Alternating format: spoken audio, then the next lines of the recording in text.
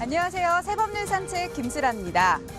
지난 5월 31일이 세계 금연의 날이었다는 사실 알고 계신가요? 우리나라는 꾸준한 금연 정책으로 흡연율이 많이 줄었습니다. 여러분도 체감하고 계실 텐데요. 늘고 있는 금연에 대한 관심에 발맞춰 우리 국회와 정부는 지속적으로 금연 정책을 논의하고 있습니다. 국민 건강을 위한 금연 정책의 성과와 남은 과제를 오늘 첫 코너 입법 전망대에서 점검해 봅니다. 올해 초 전격 인상된 담뱃값, 그리고 금연구역 확대 등 지속돼 온 금연 정책. 하지만 우리나라의 흡연율은 여전히 높은데 우리나라는 성인 남성 흡연율이요. OECD 국가 중에서 가장 높은 국가이고요. 오랫동안 논의돼 온 담뱃값 경고 그림 삽입. 77개국 정도가 경고 그림을 도입했다라고 나와 있고, 그다음에 내년 정도까지 가면 95개국 정도가 하고 있다라고 하기 때문에 경고 그림 역시도 세계적인 추세라고 할 수 있습니다. 금연 인구가 늘면서 전자담배를 비롯한 금연 보조제에 대한 관심과 이용도 증가하고 있는데 국민 건강 증진을 위한 금연 정책과 관련 입법 움직임을 살펴봅니다.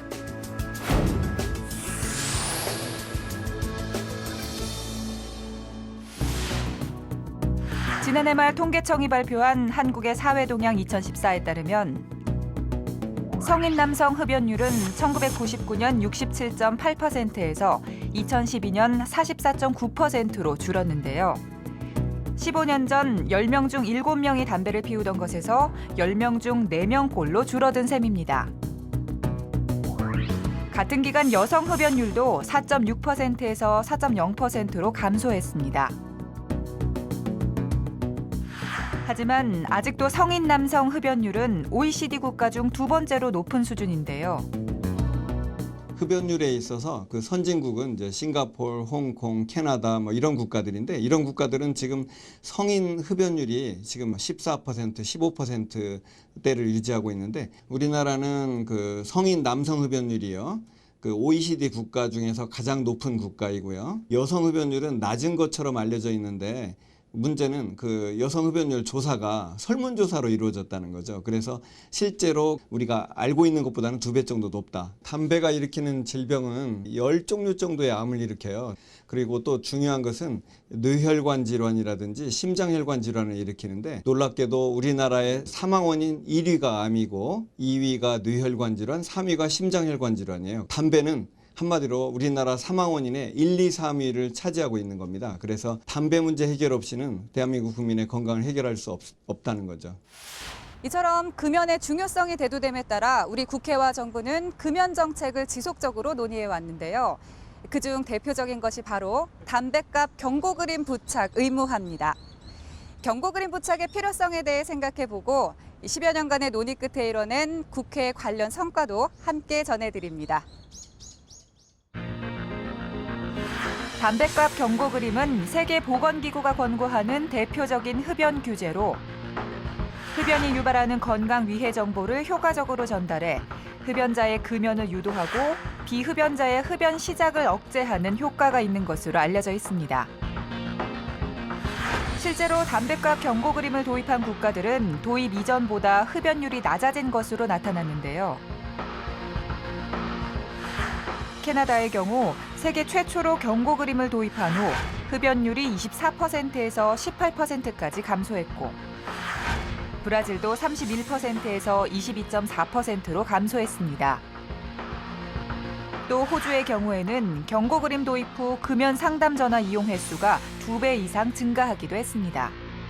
담배 경고 그림의 경우에는 사실 세계적으로 많은 나라에서 도입을 하고 있는 실정이고요. 가장 경고 그림의 크기가 큰 나라가 태국이에요. 그래서 담배 값의 한 85% 정도를 차지하고 있고요. 앞뒤로요. 그리고 이제 그 다음을 달리고 있는 나라가 호주인데요. 호주는 이제 경고 그림뿐만이 아니라 담배 패키징, 그 자체도 민무늬로 칙칙한 그런 색깔로 다 통일을 시키게끔 해서 각 브랜드마다의 어떤 멋진 이미지라든가 이런 것들을 표현하지 못하도록 그렇게 해놓은 것들이 조금 특징적이고요. 특히 이제 청소년들에게 이런 담배 경고 그림이 굉장히 효과적이라고 알려져 있는데, 특히나 이제 그 청소년들이 담배를 시작하는 이유는 어떤 담배를 피는 거에 대한 어떤 호감, 그다음 굉장히 멋지다라는 생각, 이런 이미지 때문에 많이들 핀다라고 해요. 근데 그런 이미지들이 비호감으로 갈 수 있는 역할을 해주는 것이 그런 경고 그림이다라고 나와 있고요.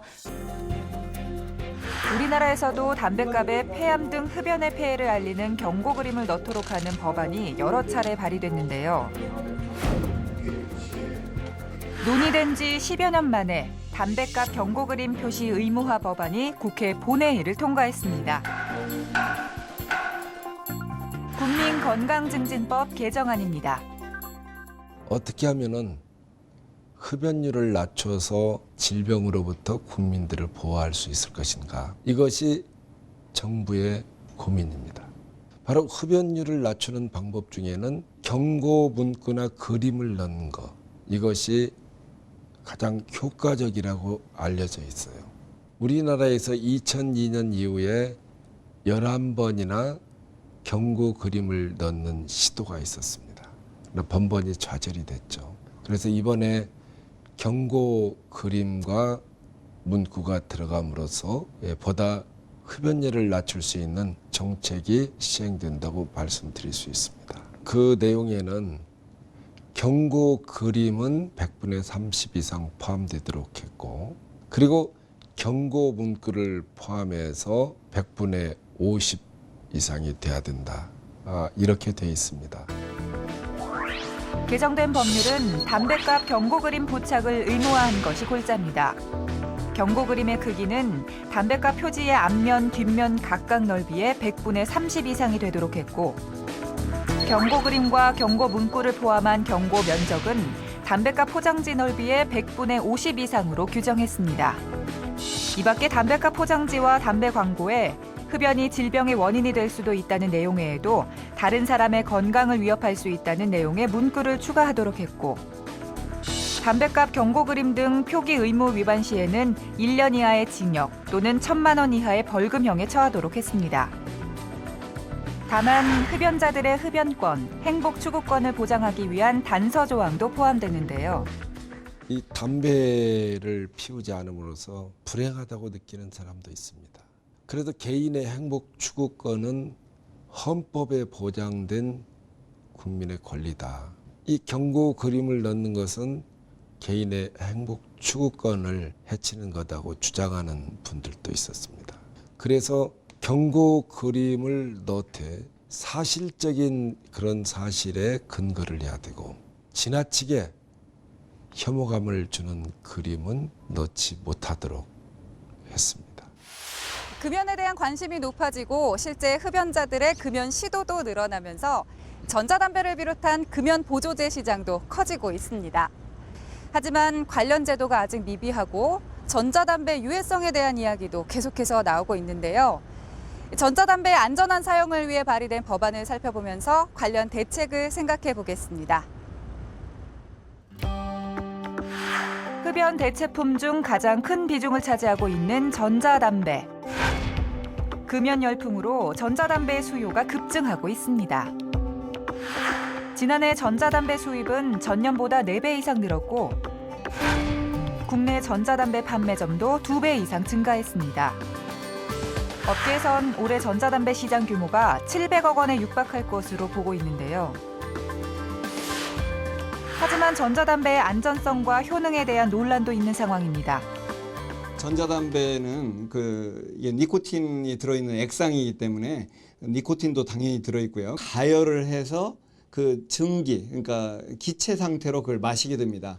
그런데 놀랍게도 그 전자담배에서 나오는 그 기체도 안에 보면은 독성 물질과 발암 물질이 있다는 거죠. 아세트알데하이드, 포름알데하이드 그런 것들이 나온다고 되어 있고요. 그다음에 그 전자담배에서 호르몬 교란 작용을 하는 디에틸 프탈레이트라는 성분도 있거든요. 한마디로 말해서 전자담배에도 발암 물질이 있다. 이렇게 이해를 하셔야 되고.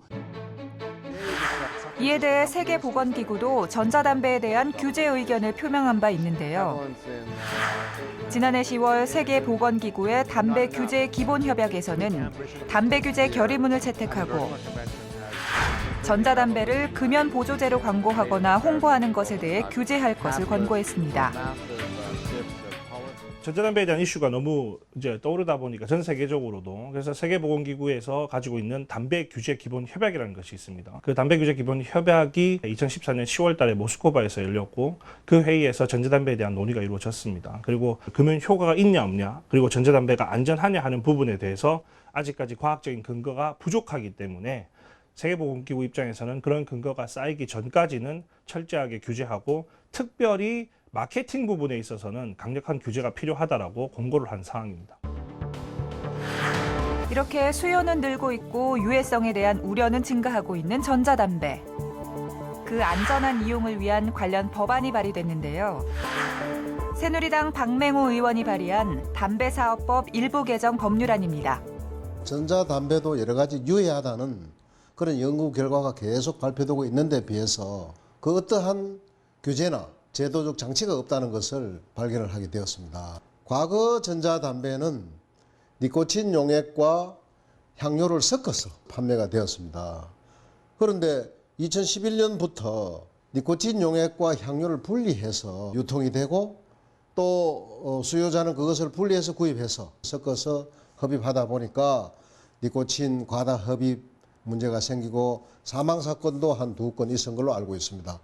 그래서 1ml당 20mg의 니코틴 용액을 초과할 수 없도록 하는 그런 내용이 하나 되겠고요. 이제 나머지 하나는 도대체 1ml당 니코틴이나 다른 어떤 성분이 어떤 것이 있는지에 대해서 전혀 지금 정보가 없습니다. 그 함량 표시를 하자 해서 오남용을 좀 막자 그런 내용으로 발의되어 있습니다. 개정안에서는 우선 전자담배 용액 1ml당 니코틴 함유량을 담배 포장지 등에 표시하도록 했습니다. 또 전자담배에도 일반 담배와 같은 기준을 적용해 흡연 시 인체에 흡입되는 주요 유해 성분을 표시하도록 하고 이를 어기거나 거짓 표시한 제조업자, 수입업자는 1년 이하의 징역 또는 1,000만 원 이하의 벌금형에 처하도록 했습니다. 하지만 일반 담배와는 다른 전자담배의 특수성 탓에 성분 표시 등의 구체적인 방법에 대해서는 좀 더 논의가 필요한 상황인데요.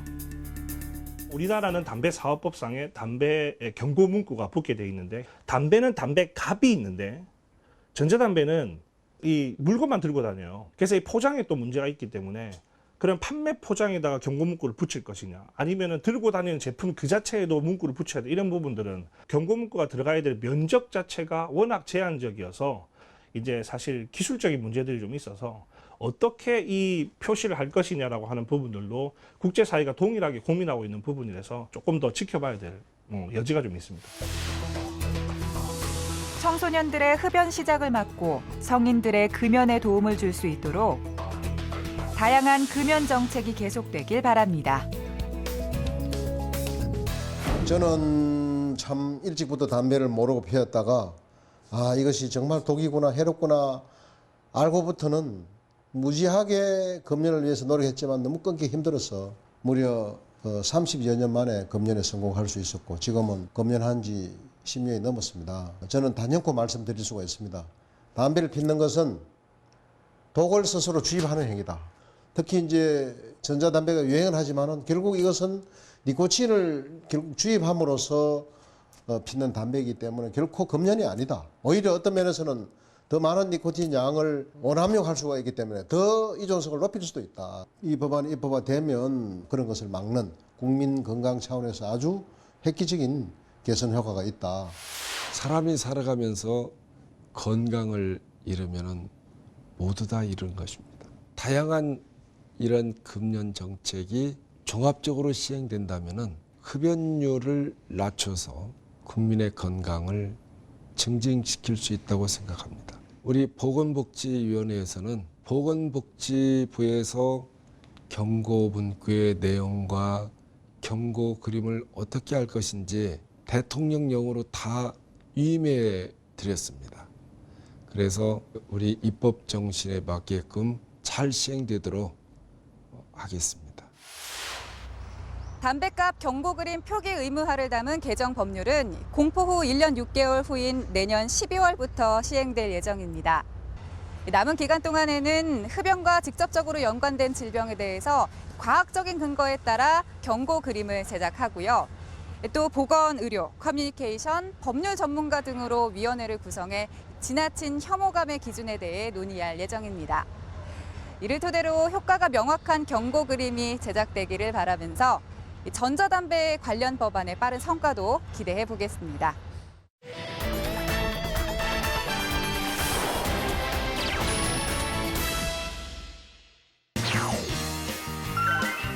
입법 예고 이모저모 오늘의 법률안.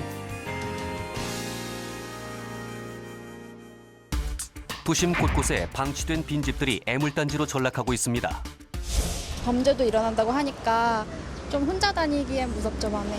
어린 층들이 이제 그 빈집에 들어가서 술도 마시고 밤에 상당히 그 위험 지역으로 좀 상당히 주민들이 살기가 상당히 많이 불편합니다. 전국의 빈집 수는 79만여 채. 이 중 1년 이상 사람이 거주하지 않는 곳도 26만 채가 넘는데요. 빈집은 도시 미관을 해칠 뿐 아니라 안전사고 등 갖가지 부작용을 낳을 수 있어 대책 마련이 시급하지만 사유재산이라는 이유로 철거가 쉽지 않은 상황. 이에 새정치민주연합 김동철 의원이 관련법 개정안을 발의했습니다. 법안에서는 1년 이상 방치된 주택이나 건축물이 주변 환경을 저해할 우려가 있거나 공원, 주차장 등의 시설 확충에 필요한 경우 지방자치단체장으로 하여금 건축위원회의 심의를 거쳐 빈집 철거를 명할 수 있도록 하는 안을 마련했는데요. 또 빈집의 소유자가 특별한 사유 없이 명령을 따르지 않을 때에는 지방자치단체장 직권으로 빈집을 철거할 수 있도록 하는 내용도 포함했습니다.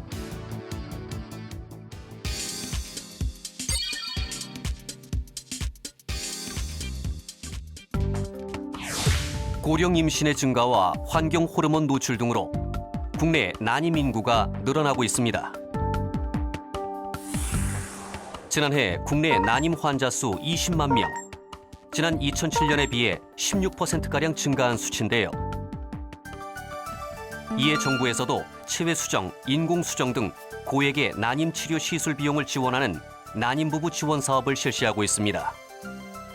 하지만 현 제도는 가구 월 평균 소득 150% 이하, 여성 연령이 만 44세 이하여야만 정부의 지원을 받을 수 있어 지원 대상이 한정적이라는 의견이 제기되고 있는데요. 이에 새누리당 윤명희 의원이 관련법 개정안을 발의했습니다. 법안에서는 난임치료 시술비 지원 대상을 모든 난임 부부로 확대해 정부와 지방자치단체가 시술 비용을 예산 또는 국민건강증진기금에서 지원하도록 하고 지원 대상 시술의 종류 및 시술별 지원 횟수, 금액 및 절차 등은 대통령령으로 정하도록 하는 안을 마련했습니다.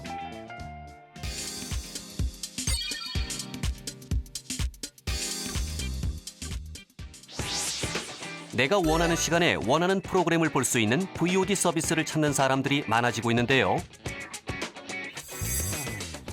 VOD 사업은 지난 3년간 매출 규모가 1조 원을 넘어서는 등 급속한 성장세를 보이고 있지만 VOD 이용 현황 집계 방법 및 요금 책정, 광고 수입 배분 등을 둘러싼 사업자 간의 이해관계가 충돌하는 일이 벌어지고 있습니다. 이에 사용료와 광고료를 합리적으로 책정하기 위한 객관적인 자료가 필요하지만 케이블 방송과 같은 서비스 사업자의 대다수가 영업상 이유로 공개를 꺼리고 있는 상황.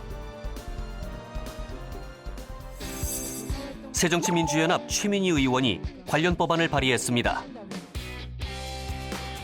법안에서는 미래창조과학부 장관으로 하여금 VOD 제공 현황을 신속하고 정확하게 관리할 수 있도록 VOD 통합 전선망을 운영, 공개하도록 하는 안을 마련했는데요. 또 방송 사업자 등은 VOD 관련 정보를 통합 전선망에 실시간으로 보고하도록 하고 이를 위반할 경우 3천만 원 이하의 과태료에 처하도록 하는 내용도 포함했습니다. 소개해드린 법안 중에서도 난임부부 지원 법안이 눈길을 끕니다. 이미 많은 선진국에서는 출산율을 높이기 위해 난임 시술에 대한 지원책을 마련하고 있는데요. 프랑스의 경우 인공수정 6회, 체외수정 4회에 한해 치료비 전액을 국가에서 부담하는 적극적인 지원책으로 출산율을 높이는 데 성공했습니다. 심각한 수준에 이른 우리나라의 저출산 문제를 해결하기 위해서라도 난임 부부를 위한 실질적인 지원이 이루어지길 기대해 보겠습니다.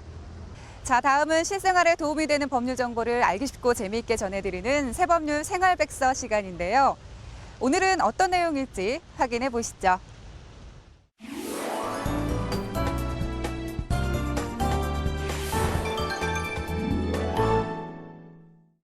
안녕하세요. 새법률 생활백서 오지민입니다. 살다 보면 갑자기 직장을 잃거나 사고를 당하는 등 뜻밖의 불행으로 경제적 어려움을 겪는 경우가 있습니다. 이러한 위기 상황에서 삶의 징검다리가 되어주는 제도가 있는데요. 긴급복지 지원 제도와 통합 사례관리 서비스인데요. 올해부터 이 긴급복지 지원 대상이 확대됐다고 합니다. 자세한 내용 새법률 생활백서에서 확인해 보시죠. 긴급복지 지원 대상이 올해부터 확대돼 소득 최저생계비 185% 이하, 금융재산 500만 원 이하면 지원 가능합니다. 지원금은 4인 가구 기준 생계위기 시 월 110만 원, 주거위기 시 월 61만 원, 의료위기 시 최대 300만 원입니다. 또한 위기통합 사례 관리를 통해 맞춤형 복지 서비스도 받을 수 있습니다. 시흥시의 한 다세대 주택에 사는 임채훈 씨는 실직으로 경제적 어려움에 처했던 올해 초 긴급복지 지원 덕분에 6식구가 위기를 극복할 수 있었는데요. 여기 대식구가 산다고 들었거든요. 맞아요? 예, 맞습니다. 저희가 자녀가 넷입니다. 넷인데 아들하고 딸하고 그다음에 아들이 있습니다. 이렇게 해서 6 같이 살고 있습니다. 학원 차량 운전기사였던 임채훈 씨는 학원 사정으로 실직을 한 후 작년부터 중고가전을 매입해 되파는 일을 해왔는데요. 이 역시 여의치 않았습니다. 중고 가전 한 달 300 이상 보장한다고 딱 그게 눈에 들어오는 거예요. 아, 이거다. 이 일을 이제 시작하게 됐는데 물건을 이제 사가지고 자원회사에다 넘기고 나면은 한 돈 10만 원 남아요. 그러면 그 10만 원 가지고 생활을 못 하는 거예요. 본 것 같지도 않고 계속 마이너스고 계속 카드를 쓰게 되고. 청각장애가 있는 아내도 함께 일을 도왔지만 상황은 나아지지 않았습니다. 어떻게 긴급복지 지원 도움을 받게 되신 거예요?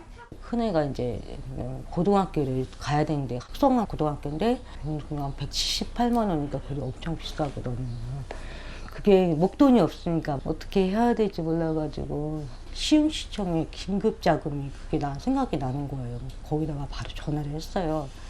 하니까 혹시 어머니 가정에 월세라든가 세금 같은 거 밀린 게 있냐고 물어보니까 저희가 월세를 3개월치 밀린 게 있었어요. 근데 그걸로 인해서 지원을 받으면서 도움을 많이 받더라고요. 다행히 지자체로부터 긴급복지 지원 제도를 안내받고 도움을 받을 수 있었는데요. 긴급복지 지원은 위기 상황에 빠진 가정이 신청하면 현장 조사 후 48시간 내 지원됩니다. 위기 상황에 빠진 가정이라면 어떤 상태를 이야기하는 건가요? 먼저 주소득자의 상실, 이게 사망하셨다든지 가출을 하셨다든지 이런 사유가 있었을 때 나머지 가구원의 생계를 위해서 긴급지원 제도를 시행하고 있고요.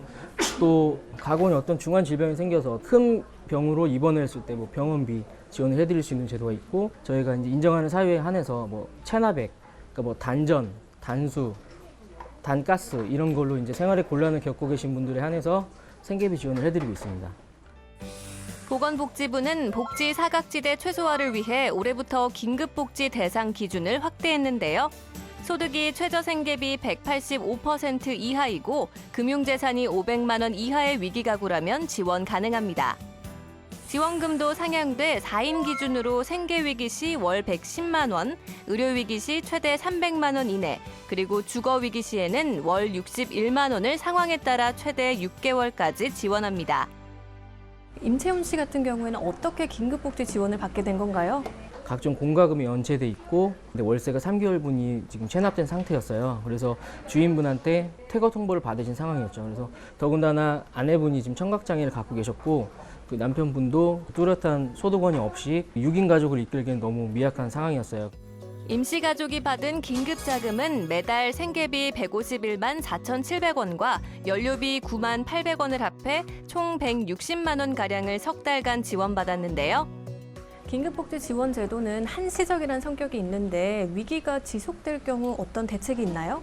그 이후에도 위기 상황이 지속되는 가구를 이제 저희가 계속 지속적으로 모니터링을 하고요. 긴급 지원을 더 이상은 해드릴 수 없지만 다른 사후 대책으로 국민기초 생활보장 서비스를 연계해 드린다든지 아니면 그 사례관리 대상자로 선정을 하여서 그 가구원 개개인에 대한 맞춤형 서비스를 진행하고 있습니다.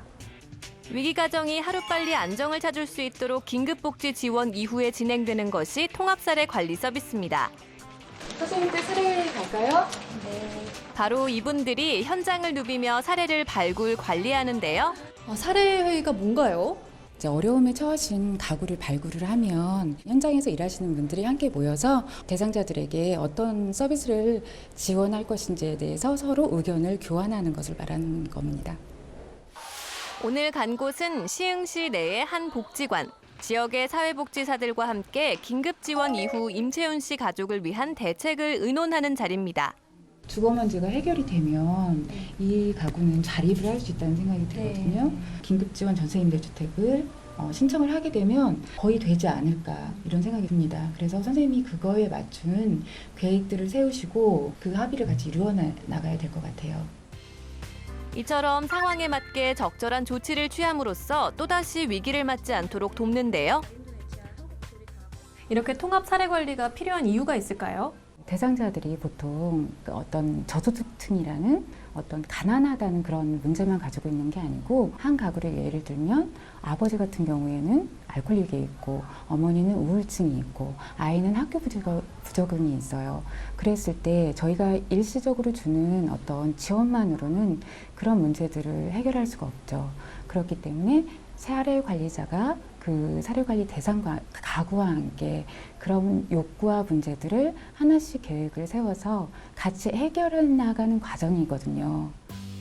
임채윤 씨는 통합사례관리 서비스 덕분에 정부의 긴급 전세 임대주택 제도를 알게 됐고 이를 신청해 당첨됐는데요. 최대 8천만 원의 전세 지원금을 받게 돼 더는 월세 걱정 없이 생활할 수 있게 됐습니다.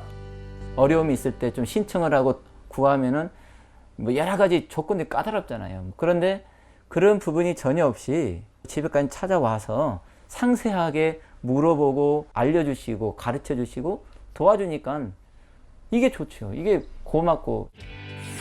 갑작스런 위기로 당황하고 절망할 때 일어설 수 있도록 손을 잡아주는 것이 바로 긴급복지 지원인데요. 긴급복지 지원 확대로 더 많은 이들이 희망을 꿈꿀 수 있기를 바랍니다. 이처럼 긴급복지 지원은 말 그대로 갑작스러운 위기로 경제적 어려움에 빠진 가정을 위한 조치입니다. 특히 정부는 메르스의 확산으로 격리 처분을 받아 생계 위협을 받는 가구를 대상으로도 긴급복지 지원을 실시하기로 했는데요. 긴급 생계 지원과 마찬가지로 4인 기준으로 1개월분 110만 원을 지원하게 됩니다. 다만 고소득이나 재산이 많은 가구는 지원 대상에서 제외됩니다. 새법률 산책 오늘 준비한 내용은 여기까지입니다. 저희는 다음 이 시간에도 알찬 법률 내용으로 찾아오겠습니다. 함께해 주신 여러분 고맙습니다.